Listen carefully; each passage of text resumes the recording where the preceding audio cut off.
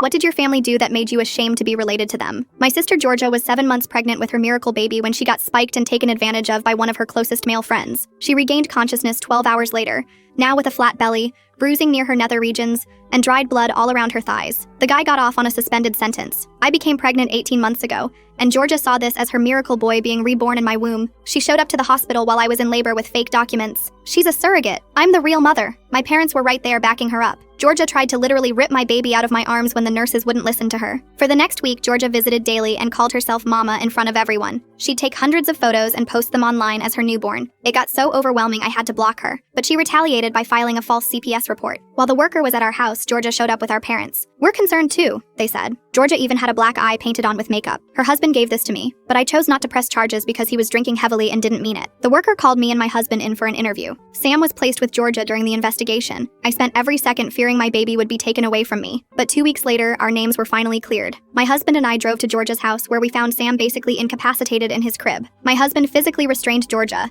and as I scooped Sam up into my arms, he instinctively hugged me and buried his head into my chest. Georgia screamed, "I'm gonna get him back," as we were leaving. 7 days later, I woke up to our nanny cam detecting motion in our daughter's room. Georgia was holding Sam, who was already crying. She used the spare key I forgot she had, and was humming a lullaby telling him mommy's here. When I whisper screamed at her, she told me to be quiet because I would wake Josh up. Not Sam, Josh, the boy she was meant to give birth to all those years ago. She only handed Sam back to me because I called the police.